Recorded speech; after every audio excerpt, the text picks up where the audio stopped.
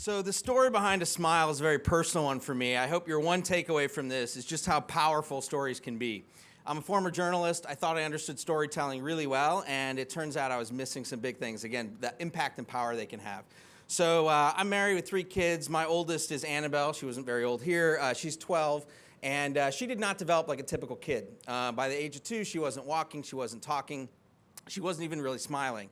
Which can be difficult as a parent. You want the best for your kid. And we eventually got a call finding out she had a rare disease, and the doctor said it was unlikely her mind would develop beyond that of a 5-year-old.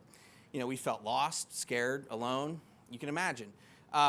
But what it was is we eventually read 6 stories online from parents of kids with this condition, and they were so moving to me. These people talked about autism and epilepsy and just the raw power of these stories. There was some joy and humor in them as well. I honestly wanted to take them out for beers and just listen more. We found this whole community of folks that have helped us out. Our own story gave birth to a community of millions now that are sharing their experience around anything to do with health. This is kind of how it works. People are touched by a story and they're moved to kind of share their own. So I want to give you just a couple real stories that have had life-changing impacts on folks. This is Jean Abbott. She was living with cerebral palsy for more than 30 years until she saw a new doctor who said, "I don't think that's what you have." He gave her a pill. The next day she stood up unassisted for the first time in decades.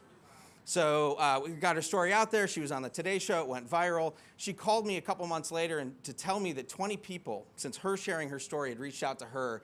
They thought they had cerebral palsy too. Because of her sharing her experience, they found out that they had the same thing she did, and they were up and walking in no time. So another story, this is Jody Betty. She was suicidal at one point in her life and wrote a story called "I Want You to Want to Live." It was a really empathetic letter to anyone in that frame of mind. Her comments on "Thank you, you just saved my life."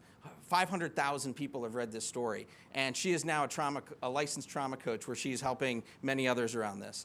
So there's a lot of storytellers here, whether it's in media or marketing or anything that you do. We're pretty good at tying together words and emotions that really change people's behaviors. What I have learned is that under the surface of all that, the data and insights, not just for marketing purposes, but this anonymized data in health can actually change health outcomes. I love this graph. It's called an interest graph.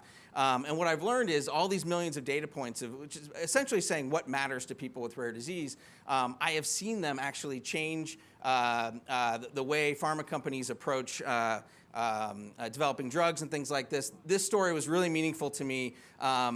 This was a young man with autism who was writing a letter back to his parents as if he was verbal back then, the things that he'd want to share with them and how much all the things that they did helped him.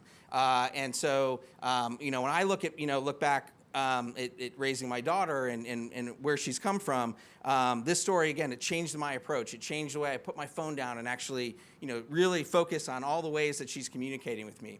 So raising Annabelle has been very challenging, but it's also been the most rewarding experience of my life. And I'm happy to say that this story has a very happy ending because she is smiling. She's a very happy kid. She's doing exceptionally well. And I really look back and see the whole community of folks that have come together to help her in so many ways and help us.